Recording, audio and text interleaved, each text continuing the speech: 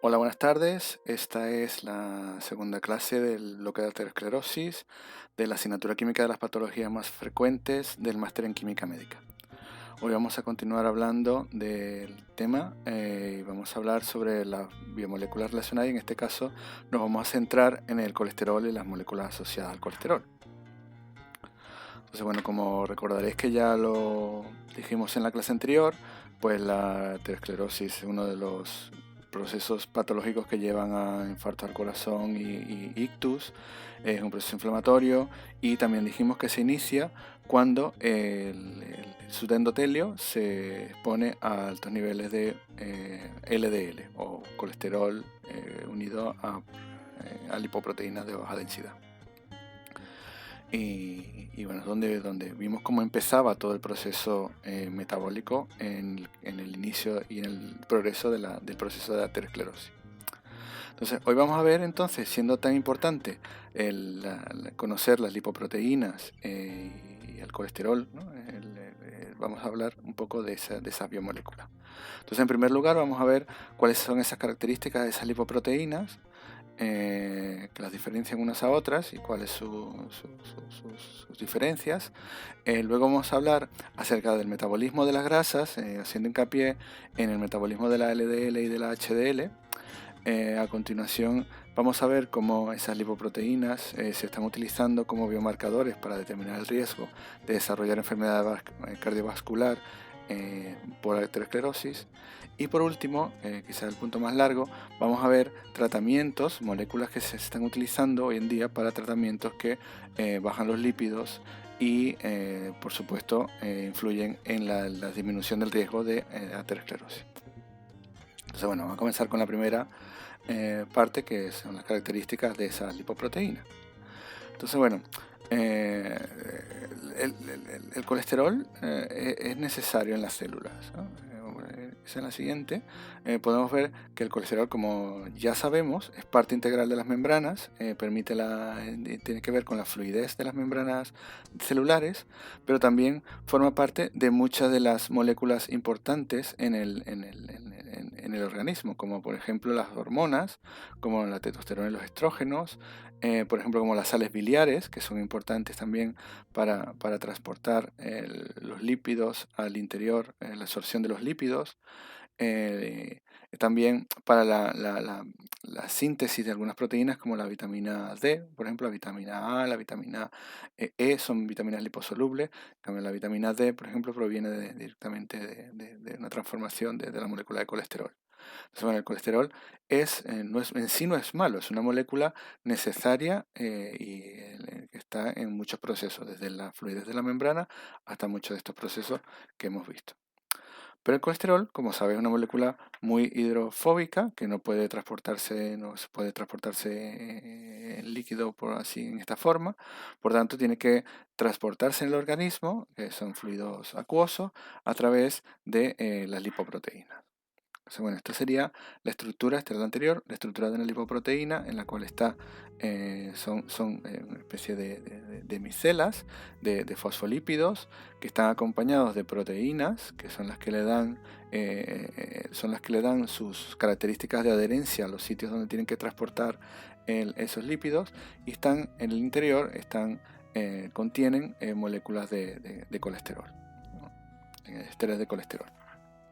Aquí vamos a ver el interior, el ester de colesterol, los fosfolípidos y las proteínas que acompañan, las lipoproteínas, que se llaman porque son las que acompañan a las micelas de lípidos.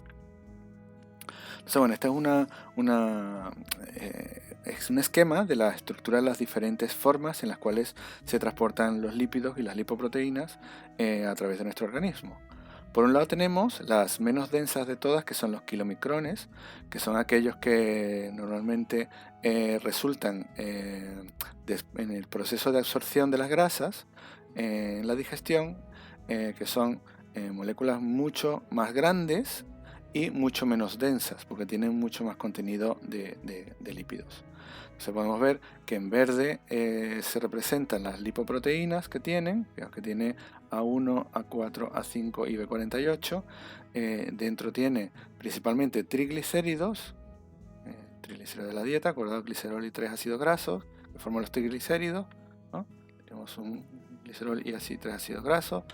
Y por otro lado tenemos en azul, se marca algunos ésteres de colesterol, que están acompañando la partícula de kilomicrones y formando parte de la membrana, es una membrana de fosfolípidos, que son las que le dan ese carácter hidrofílico por fuera, para que pueda ser transportada por líquido, por acuoso, en el medio acuoso, y intercalado en la membrana de fosfolípidos pues hay moléculas de colesterol. Estos son los kilomicrones, ¿no? Normalmente vienen desde la dieta, en el proceso de absorción de la dieta. Después tenemos las VLDL, que son las Very Low Density Lipoproteins, o sea, moléculas, partículas que tienen menos densidad, menos volumen que los kilomicrones, pero un poco más de densidad, pero sigue siendo baja. Entonces vemos que aquí, en este caso, tenemos otras lipoproteínas, apolipoproteína E, que también tiene que ver, en algunos casos también tiene que ver con otros procesos, en el cerebro inclusive, la lipoproteína B100 y la poliproteína C. Vemos en el interior que también hay triglicéridos, pero menos, y ahí hay un poco más de ésteres de colesterol y algunas pocas moléculas de colesterol en la membrana de la micela. Asimismo, después tenemos las LDL, son un poco más pequeñas, un poco más densas, y estas ya tienen muy pocos triglicéridos o ninguno, ¿vale? No están llenas de ésteres de colesterol, y la poliproteína que la acompaña normalmente es la apolipoproteína B100. Ya si pasamos a la siguiente, vemos que tiene aún menos tamaño, son mucho más pequeñas, son partículas más pequeñas y que tienen mucha más densidad, porque tienen en proporción tienen muchas más proteínas. Pero aquí tenemos la poliproteína E, la poliproteína 1 y la 2, siendo mucho más pequeña. Dentro hay algunas moléculas de ésteres de colesterol y algunas moléculas de colesterol acompañando a la micela de fosfolípidos. Entonces vemos cómo hay una gran variedad de partículas diferentes, desde las que tienen más densidad, que tienen más proteína, a las que tienen menos densidad, que tienen más lípidos. Entonces esto lo podemos ver aquí en esta relación. Aquí tenemos una gráfica en la que se muestra, se representa el porcentaje de proteínas, colesterol, fosfolípidos y triglicéridos. Fijaos que la cantidad de fosfolípidos, que es lo que acompaña a las membranas, es más o menos similar, quizás el kilomicrón menos porque es más pequeña, pero los triglicéridos tienen más los kilomicrones y muy poquitos las HDL. Vamos de kilomicrón, VLDL, LDL y HDL. Y la cantidad de proteína va aumentando. Fijaos que ya hacia en los kilomicrones, donde hay menos de un 10% de proteína, pues va aumentando la cantidad de proteína en proporción a la partícula, hasta las HDL, que tienen prácticamente la mitad es proteína y la otra mitad son lípidos, ¿no? Entonces, bueno, por eso teniendo una mayor cantidad de proteína proporcionalmente, por eso las HDL son mucho más pequeñas, pero son muchísimo más densas. Entonces, bueno, tenemos diferentes partículas, estas son más densas, estas son más grandes, ¿no? Estas tienen más lípidos, más triglicéridos, y estas tienen más proteína, ¿no? Entonces, bueno, teniendo eso en cuenta, pues aquí podemos ver otro esquema parecido, donde están las VLDL, la LDL y las HDL, ¿no? Estas tienen, dijimos, ¿no? Tienen, en la medida que vamos pasando a mayor densidad, de menor densidad a mayor densidad, tenemos muchas más en proporcionalidad, muchas más proteínas, y tenemos menos triglicéridos y menos colesterol. Entonces, esto sería más o menos, fijaos, se ven las diferentes proteínas, ¿no? Aquí tenemos la ApoB100, la ApoE, la ApoC, aquí ApoC y ApoE, ApoB100, y aquí la ApoA1, que es la que caracteriza las HDL, ¿no? Entonces, teniendo en cuenta esas características, ahora vamos a ver cómo es el metabolismo de esas partículas en el organismo. Entonces vamos a comenzar con los kilomicrones, ¿no? Como comenté anteriormente, los kilomicrones se originan en el proceso de absorción de las grasas. Todo el colesterol y grasas que tomemos desde la dieta, pues pasa a nuestro intestino y se convierte por procesos de partículas grandes de grasa, pues se van por enzimas que las van separando y las van uniendo a los fosfolípidos, formando los kilomicrones. Los kilomicrones se absorben, entran en la circulación y son repartidas por el organismo, ¿vale? Y son reconocidas por unas enzimas que están en los vasos, la luz del vaso sanguíneo, el endotelio, que se llaman lipoproteína lipasa. No olvidemos esta proteína, que después vamos a hablar de ella. La lipoproteína lipasa son proteínas que están en la superficie del endotelio, tienen receptores específicos para detectar estos kilomicrones, y en el momento que los detectan separan los triglicéridos que tienen esos kilomicrones y mandan esos ácidos grasos a los diferentes tejidos. En el caso del músculo, esos triglicéridos, esos ácidos grasos se van a utilizar para energía, y en el caso del tejido adiposo, pues normalmente se utiliza para reserva. ¿Sí? Entonces, los kilomicrones son una fuente importante de triglicéridos, de ácidos grasos, a los tejidos, ¿no? Que son importantes para energía y para reserva. Luego de haber entregado muchos de los triglicéridos, acordaos que los kilomicrones la mayoría eran triglicéridos, es lo que más tienen, ¿vale?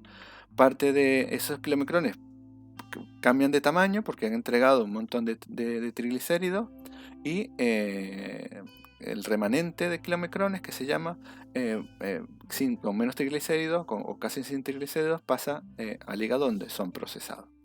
Entonces son convertidos en otras partículas, ¿no? Entonces, bueno, ese sería más o menos el ciclo de los kilomicrones. Ahora vamos a complementarlo ahora estudiando el metabolismo de las LDL, las lipoproteínas de baja densidad. Entonces, bueno, aquí volvemos a lo mismo, ¿no? Los kilomicrones que ya han entregado sus triglicéridos en forma de ácidos grasos a los tejidos, vuelven como remanentes de kilomicrones al hígado, y el hígado los utiliza para formar lo que son las proteínas de muy baja densidad, very low density lipoprotein, que las tenemos aquí. Esas lipoproteínas de baja densidad también se encargan de repartir el triglicéridos, pasan a la circulación y se encargan de repartir triglicéridos a los diferentes tejidos de una manera muy parecida, a través de la enzima lipoproteína lipasa, que acordaos que está en la superficie del endotelio, ¿vale? Reconoce algunas de estas proteínas de las VLDL y se encarga de separar los triglicéridos, los ácidos grasos de esos triglicéridos, y esos pasan a los tejidos. Después de que estas VLDL pierden parte de su carga de triglicéridos, se convierten en intermedias, lipoproteínas intermedias, van perdiendo tamaño, entonces se llaman lipoproteínas de densidad intermedia o IDL, ¿vale? Y después vuelven al hígado, donde una enzima que es una lipasa hepática, con esta liver lipase, son procesadas y convertidas en LDL.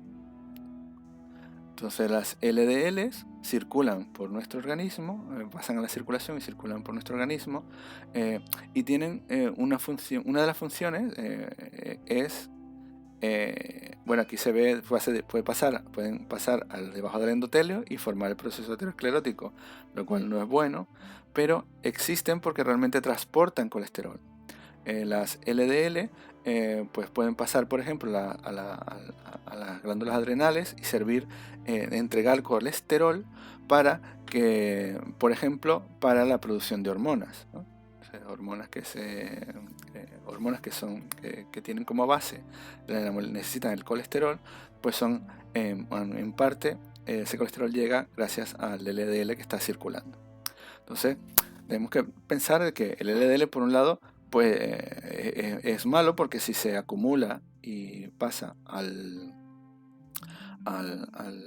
capa subendotelial, pues fue empezar el proceso aterosclerótico, pero no es del todo malo porque sirve para el proceso del transporte de colesterol. Entonces, bueno, las LDL después pasan al hígado, donde son reprocesadas. Tenemos que tener en cuenta también que parte, lo hablaremos en detalle a continuación, parte de la síntesis del colesterol, una parte lo tenemos desde la dieta, ¿vale? De las moléculas de colesterol, una parte viene desde la dieta y otra parte se sintetiza directamente desde el hígado. Se estima que alrededor de un cuarto, un 25% de todo el colesterol viene desde el hígado, ¿vale? Es sintetizado desde el hígado, y las otras 3/4 partes son desde la dieta. Entonces, una de las cosas que ya vemos por aquí que nos faltaba es que las HDL, que ahora vamos a ver cómo su metabolismo, las HDL pueden secuestrar colesterol utilizando algunas enzimas, pueden secuestrar colesterol de las VDL. Entonces pueden eliminar un poco de colesterol desde la VLDL. Por otro lado, ahora vamos a ver cómo es el metabolismo de las HDL, ¿no? Las HDL se inician porque a través de órganos como el hígado o el intestino producen una proteína que es esta, la ABCA1, que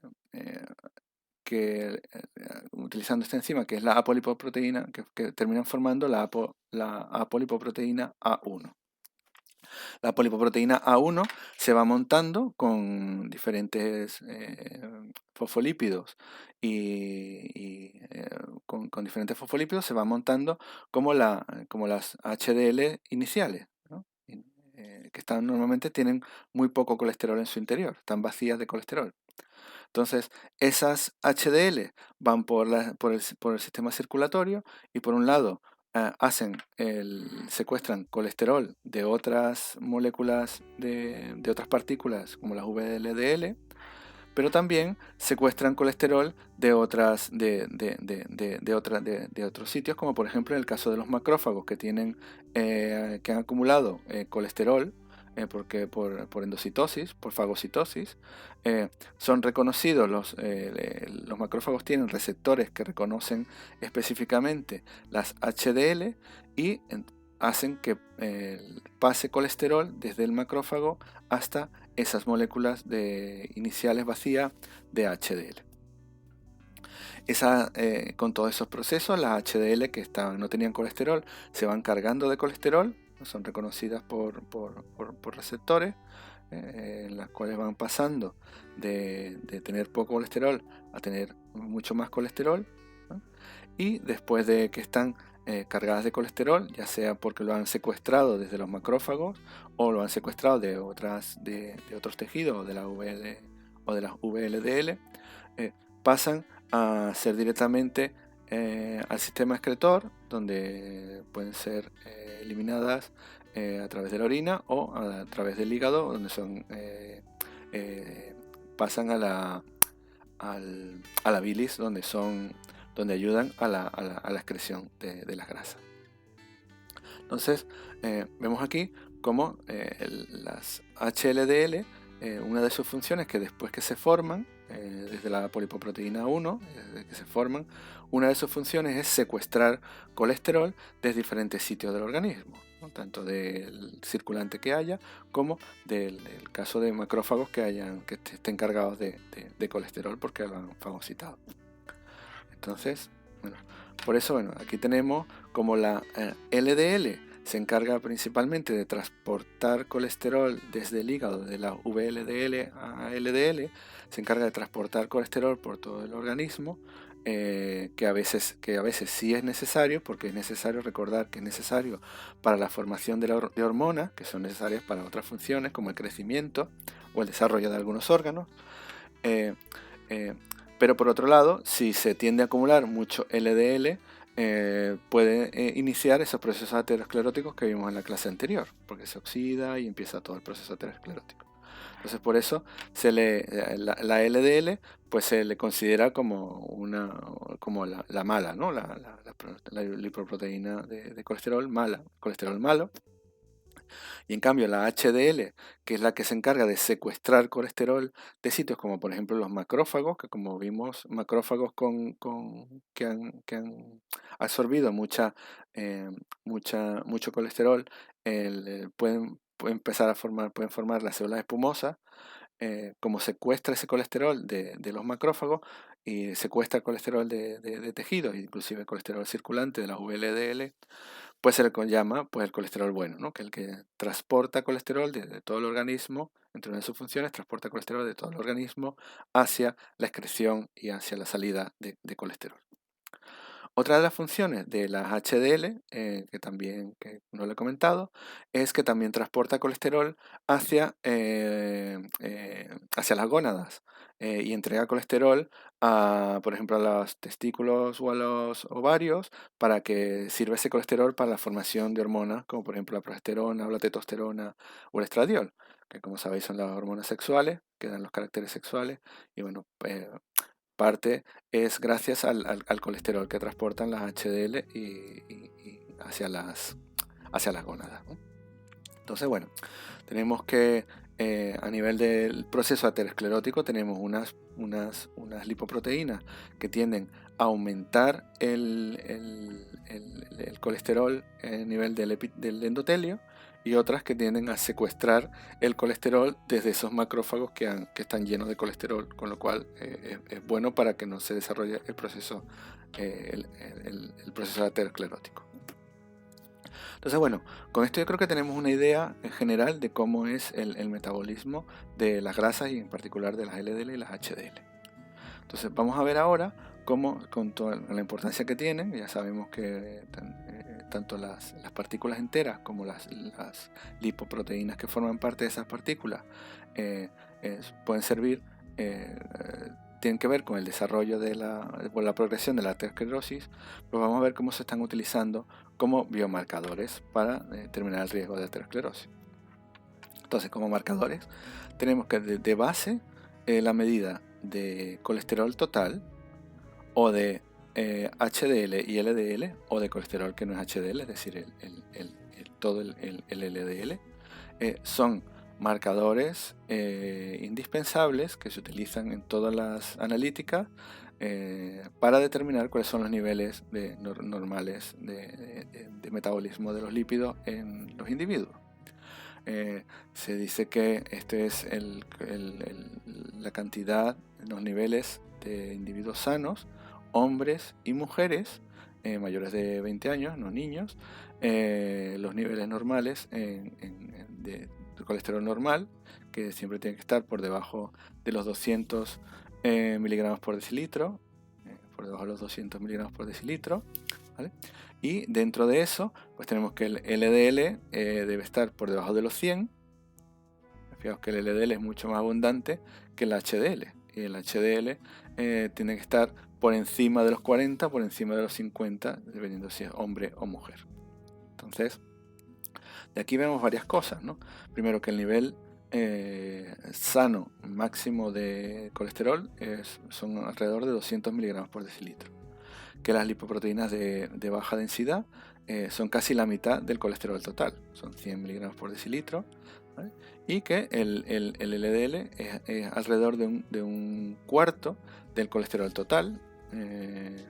Aquí hay 40, aquí hay 50, entre un cuarto y un quinto del colesterol total.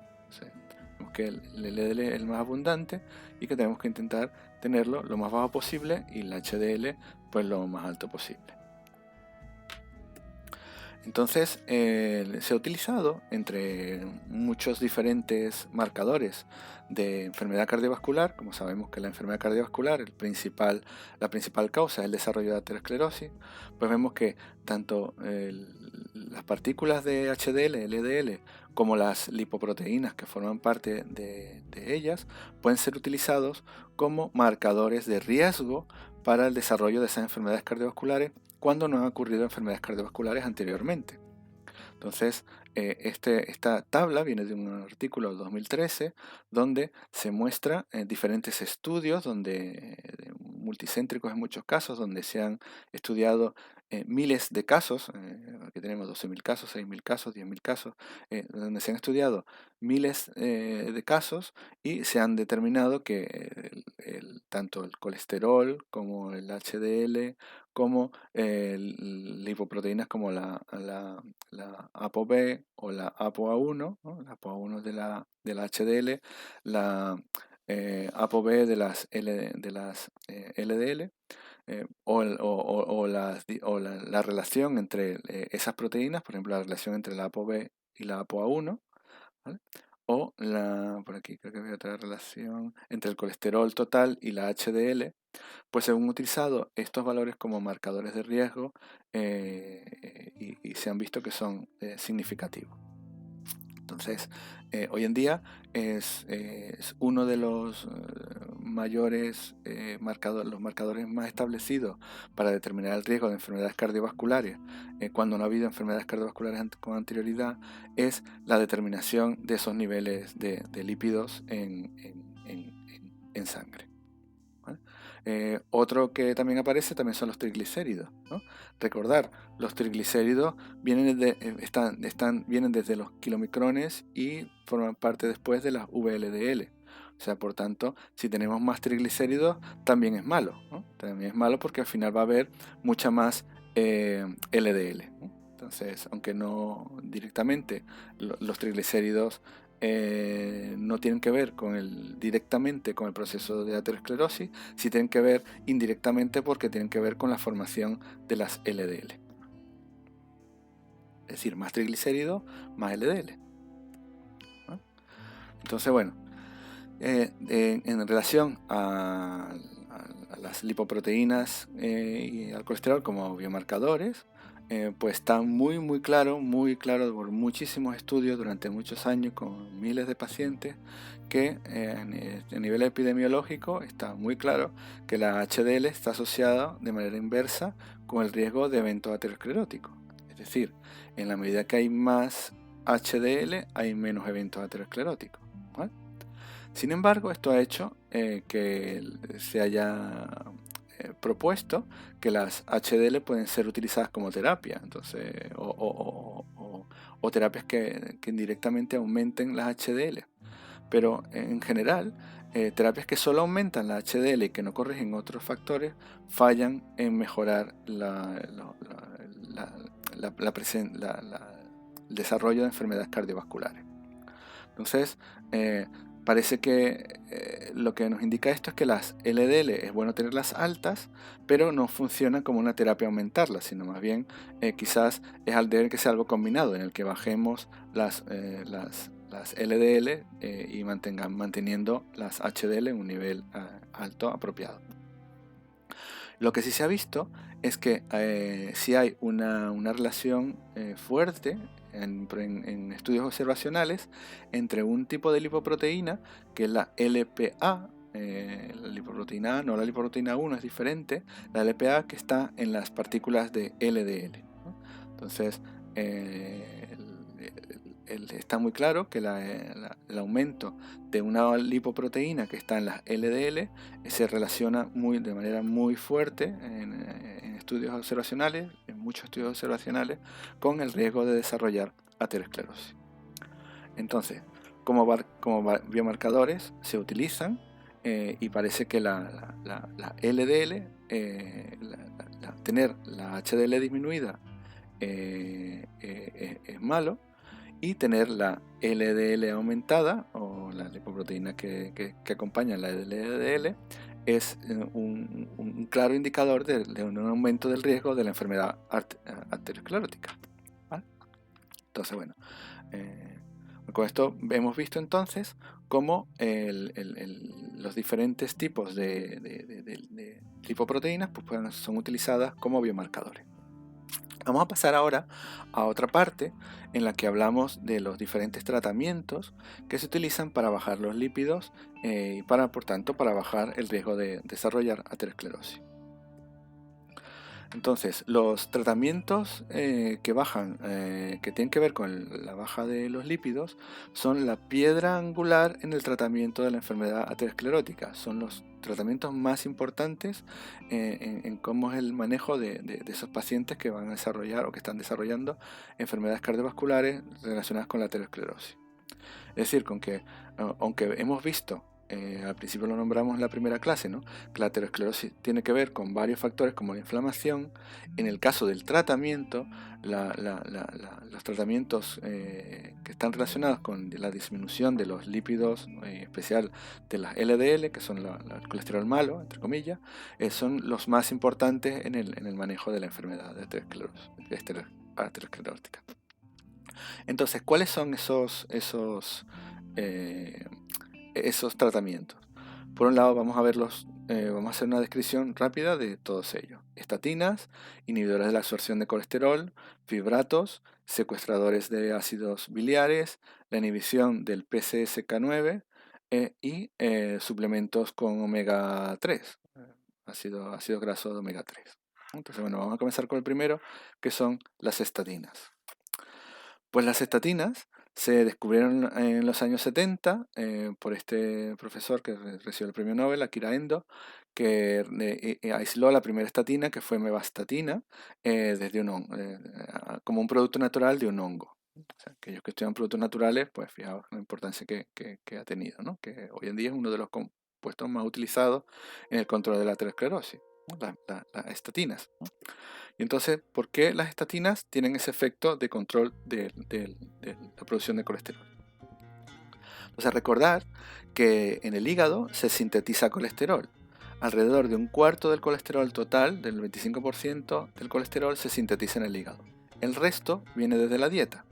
En la síntesis del colesterol en el hígado hay cambios de moléculas, que es una ruta metabólica que tiene muchísimas etapas con diferentes enzimas.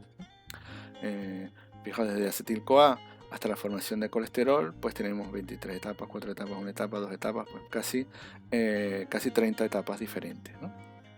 Una de ellas, que es una de las importantes, porque normalmente no tiene poco no tiene vuelta atrás, es el paso de esta molécula a mevalonate.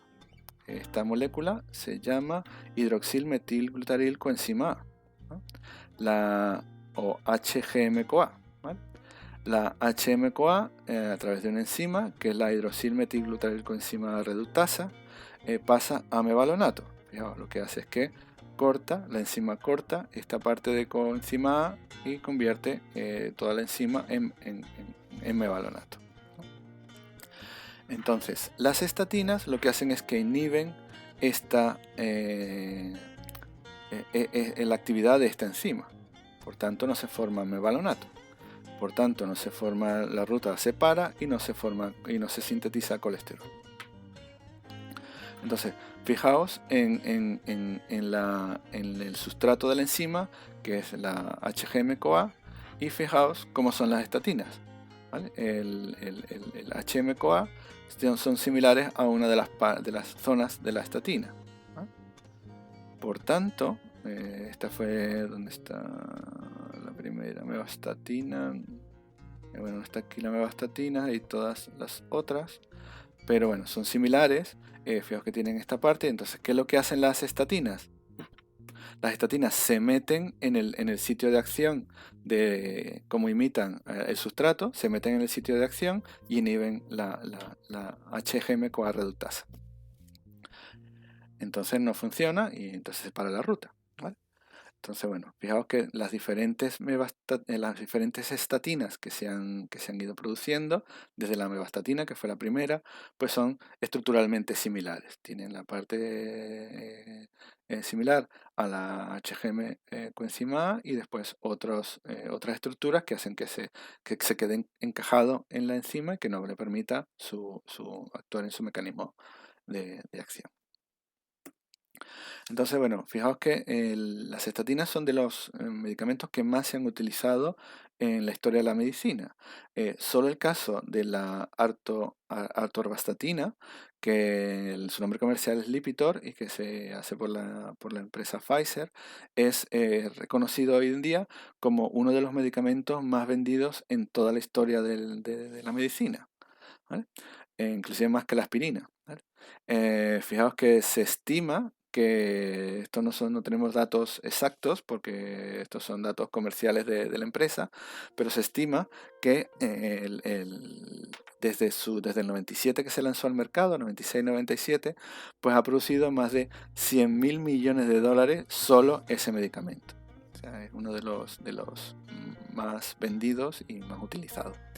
Y fijaos que la patente de la atorvastatina duró alrededor de hasta 2012 o así. O sea que durante todo el tiempo, y hoy en día se sigue vendiendo, a pesar de que ya no tienen la patente,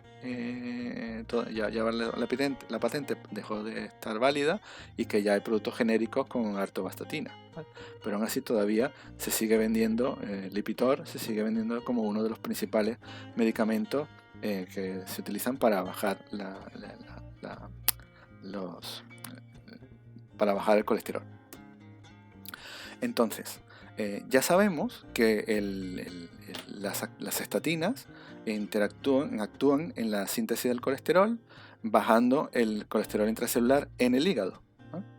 Ahora, ¿cómo tiene que ver eso con la producción de las LDL, las HDL?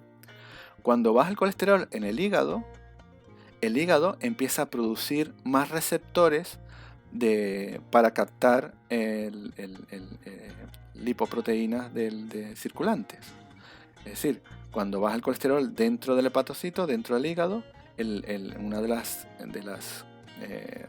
reacciones para compensarlo es que se sintetizan más receptores de lipoproteína B y lipoproteína E, que son precisamente las lipoproteínas que tienen las VLDL y las LDL.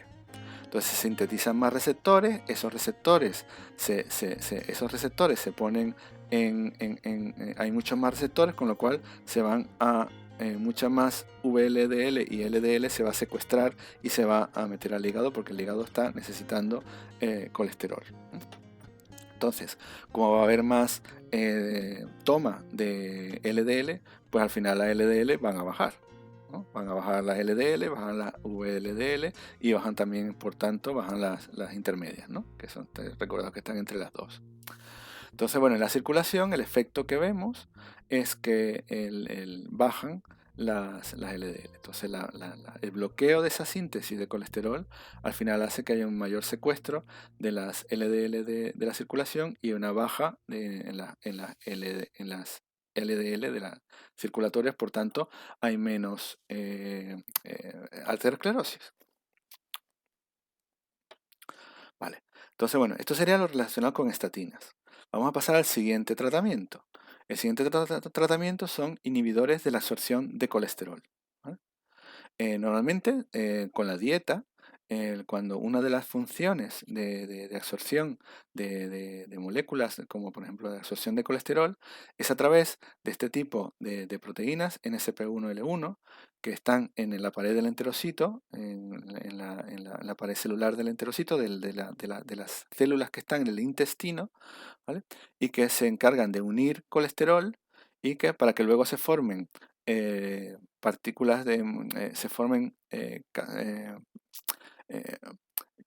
cápsulas de Catrina, que son las encargadas de interiorizar el colesterol dentro de la célula. Y bueno, ese colesterol después es transportado para formar las, eh, las VDL. Y luego esa proteína se recicla y vuelve a la membrana plasmática del enterocito. Entonces lo que hacen, esa es parte de la absorción directa de colesterol desde el hígado, desde el intestino delgado. Entonces lo que hace estos compuestos, que ahora mismo lo único que hay en el mercado es ese timbe, es una molécula que se une directamente a esa proteína, a la NSP1, ¿vale? Inhibe la formación de partículas de creatinina, con lo cual no se interioriza el colesterol, por tanto baja el colesterol que va directo hacia el hígado desde la absorción intestinal. Como el hígado tiene menos colesterol, pero sintetiza más receptores de LDL, al final secuestra más LDL, como en el caso anterior, como en el caso de las estatinas, ¿no? Tiene más receptores, secuestra más LDL y por tanto baja la LDL de la circulación. Entonces, bueno, la consecuencia es similar a las estatinas, pero el mecanismo de acción es diferente, a través de disminuir la absorción de colesterol directamente desde el intestino. Bueno, eso en relación al segundo, ¿no? Los inhibidores de la absorción del colesterol. La siguiente terapia de baja de lípidos es la utilización de fibratos. Los fibratos tienen esta estructura. Fijaos que tanto el fibrato que el más común, que es fenofibrato, que tiene el nombre comercial de Tricor, y otros que también han originado otros medicamentos similares, tienen una estructura similar, ¿no? ¿Qué es lo que hacen los fibratos? Los fibratos actúan directamente sobre un receptor que se une al ADN. Actúan sobre el PPAR, que se llama receptores que activan la proliferación de peroxisomas, y especialmente uno de ellos, que es el alfa, el PPAR alfa. PPAR alfa, en presencia de ácidos grasos o de hormonas de origen lipídico, se unen a factores de transcripción que activan la transcripción de algunos genes que tienen que ver con diferentes funciones. En este caso, tienen que ver con la síntesis, en muchos casos tienen que ver con la síntesis de proteínas relacionadas con el metabolismo de los lípidos. Entonces, PPAR alfa tiene que ver con la transcripción de los genes que producen la lipoproteína lipasa, ¿no? Si recordáis, la lipoproteína lipasa era esa proteína que está en el endotelio vascular, que está pendiente de capturar tanto kilomicrones para sacarle los ácidos grasos, como LDL para sacarle los ácidos grasos y transportar esos ácidos grasos a los tejidos. Es la proteína que se encarga de secuestrar esos triglicéridos y transportar esos ácidos grasos tanto a los músculos como al tejido adiposo. Entonces, si esos compuestos, los fibratos, activan PPAR se va a unir, va a hacer que haya más unión al DNA y se una más ese factor de transcripción al ADN y que se sintetice mucho más lipoproteína lipasa. Entonces va a haber mucha más lipoproteína lipasa, va a haber mucha más ruptura de los triglicéridos y se va a acumular más en los tejidos, ¿no? Pero los triglicéridos circulantes entonces como consecuencia van a bajar. Entonces si bajan los triglicéridos, ¿qué pasa? Bajan los triglicéridos, al final baja tanto las VLDL como las LDL. Por tanto, al final va a haber mucha menos LDL y al final va a tener un efecto antiaterosclerótico. Aquí tenemos otra vez el esquema. Dentro de las células, en el ADN, uno de los factores que interactúa con el ADN por la transcripción de proteínas es el PPAR alfa. PPAR alfa, si se le une fibrato, lo mantiene activado y mantiene esa regulación de la transcripción activada todo el rato. Y una de las cosas que se producen es la lipoproteína lipasa, que es esa proteína que hace que se transporten ácidos grasos desde la VLDL y la LDL a los tejidos, a los músculos, al tejido adiposo, ¿no? Por tanto, pues tiene un efecto de disminuir las LDL y las LDL. Me parece que también tiene otras funciones, como directamente baja otras proteínas de LDL, por tanto bajan las LDL, y quizás como una consecuencia también termina aumentándose las HDL, ¿no? Porque también hay una mayor síntesis de proteínas como la ApoA1 y la ApoA2, que son lipoproteínas que forman parte de las LDL. Entonces, bueno, tiene varias funciones. Una es el aumento de lipoproteína lipasa y otra el aumento de lipoproteínas que van acompañando a la HDL. Entonces aquí vemos que hay una clara disminución de las LDL y un aumento de las HDL, en el caso del uso de los fibratos. Bueno, y estos son los nombres comerciales de las moléculas, ¿no? Fenofibrato o gemfibrocil, son las dos de las moléculas que se utilizan. Esto en relación a los fibratos. Ahora vamos a ver otro tipo de terapia, ¿vale? Otro tipo de terapia que baja los lípidos son los secuestradores de ácidos biliares. Si recordáis, los ácidos biliares tienen colesterol, ¿vale? Entonces, estos secuestradores de ácidos biliares son compuestos poliméricos que sirven como resinas de intercambio. ¿Os acordáis cómo eran esas resinas de intercambio iónico, por ejemplo, ¿no? Que unían compuestos cargados, ¿vale? Y lo que hacen estos compuestos es que sirven para unir de manera con afinidad ácidos biliares.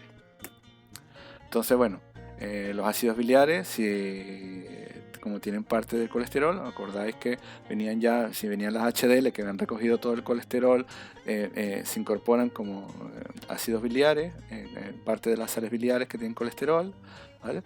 Esas pasan al intestino, ¿vale? Y son secuestradas en el intestino por estas moléculas secuestran esas sales biliares y no son reabsorbidas. Entonces parte de ese colesterol no es reabsorbido, ¿vale? Parte del colesterol que está en las sales biliares, parte se secreta con las heces y y parte de ese colesterol se vuelve a absorber por el intestino. Si en el caso de que estén los secuestrantes, pues ya se absorbe mucho menos y la mayoría del colesterol que viene con las sales biliares se secreta con las heces. Al haber menos colesterol, el hígado vuelve a hacer lo que pasaba con las estatinas y con los secuestradores de colesterol. Hay menos colesterol en el hígado sintetiza más receptores de LDL, por tanto va a secuestrar más LDL de la circulación sanguínea, por tanto va a bajar el LDL de la circulación, ¿vale? Y bueno, aquí tenemos cómo es el mecanismo de este otro tipo de terapia. La siguiente terapia para bajar el colesterol son inhibidores de esta enzima que se llama PCSK9 o proproteína convertasa subtitulina quexina tipo 9, mejor PCSK9, ¿verdad? Es una proteasa, ¿vale? Es una proteasa que tiene afinidad por esos receptores de LDL del hígado, ¿no? Es una proteína que tiene afinidad por esos receptores y se encarga de degradarlo, ¿no? Como todo se tiene que ir renovando, pues son una de las enzimas encargadas de ir eliminando el receptor en la medida que el hígado va sintetizando nuevo receptor, ¿vale? Entonces, si esta enzima normalmente se encarga de ir quitando receptor de LDL, ¿vale? Si nosotros la bloqueamos o la inhibimos, al final va a haber más receptor de LDL, ¿no?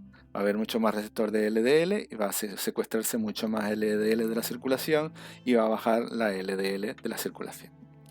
Entonces, en muchos casos, estos inhibidores bloqueadores de la PCKS9 son anticuerpos específicos contra la enzima, ¿no? O sea, esa enzima que estaba aquí normalmente se pega a los receptores y los degrada, pues si tenemos algo que las bloquea, un anticuerpo por ejemplo que los reconoce y las bloquea, no va a poder cumplir su función de proteasa y no va a poder degradar estos receptores, va a haber más receptores de LDL y se va a secuestrar más LDL del hígado y va a haber menos LDL circulante. Entonces, entre esos receptores, entre esos anticuerpos que tienen esa afinidad, pues que se utilizan en la clínica son evolocumab y alirocumab, un de anticuerpo monoclonal, ¿vale? Que son anticuerpos que tienen afinidad por esa enzima proteasa, ¿no? Y ya por último, la otra estrategia para bajar los lípidos son los suplementos de omega 3, ¿no? Los omega 3 pues son lípidos que normalmente están en alta concentración en el pescado, ¿vale? Que pueden ser el DHA o el EPA, o por ácido eicosapentaenoico o ácido docosahexaenoico, ¿vale? Y que son simplemente ácidos grasos que están muy abundantes en el pescado, ¿no? Los vegetales tienen otros parecidos, ¿no? Tienen también omega 3, que por ejemplo los alfa-linoleico, pero bueno, en realidad se utiliza como una fuente de estos dos. Puede venir desde el pescado, pues se utilizan mucho más estos que los de los vegetales, ¿no? ¿Y por qué se llaman omega 3? Porque en su estructura tienen 3 enlaces de carbono antes del doble enlace, ¿no? Entonces por eso se llaman omega 3. Entonces, y eso se va repitiendo en toda la estructura del ácido graso. Entonces 1, 2, 3, doble, 1, 2, 3, doble enlace, 1, 2, 3, doble enlace, ¿no? Entonces bueno, ese es el origen de la nomenclatura, ¿no? También se les llama aceites de pescado, pues el aceite de pescado es muy, muy rico en estos ácidos grasos de omega 3. ¿Qué hacen esos ácidos grasos de omega 3? Pues por un lado, esos ácidos normalmente en el hígado, los ácidos grasos en el hígado se montan en triglicéridos, ¿vale? Entonces, ácidos grasos libres que entran en el hígado se montan en triglicéridos, en el glicerol y los 3 ácidos grasos se montan por enzimas que hacen la conversión de los 3 de los 3 ácidos grasos y unen el colesterol. Y unen el glicerol y hacen triglicéridos. Entonces, ¿qué pasa con los omega 3? Que los omega 3 se meten en algunos de los sitios de interacción de esas enzimas y no permiten y compiten con los otros ácidos grasos y no permiten que se formen los triglicéridos. Por tanto, inhiben a las enzimas que forman triglicéridos, por tanto se forman menos triglicéridos. Como ya sabemos, menos triglicéridos, menos VLDL, menos LDL, menos aterosclerosis, ¿vale? Entonces por eso tienen al final una actividad que baja la aterosclerosis, ¿vale? Entonces, bueno, con todo esto, pues ¿qué hemos visto hoy? Pues empezamos viendo las características de las lipoproteínas, como en el metabolismo de esas lipoproteínas y de esas partículas lipídicas, cómo es su importancia como biomarcadores, y por último vimos algunos de los tratamientos más importantes que se utilizan para disminuir los lípidos y por tanto disminuir el riesgo de desarrollar aterosclerosis, ¿vale? Bueno, en la próxima clase pues vamos a seguir hablando un poquito más de LDL, ya creo que en modelos animales, y también ya vamos a entrar entonces con el siguiente proceso, que es la inflamación en relación a la aterosclerosis, ¿vale? Bueno, nos vemos en la próxima clase, ¿vale? Hasta luego.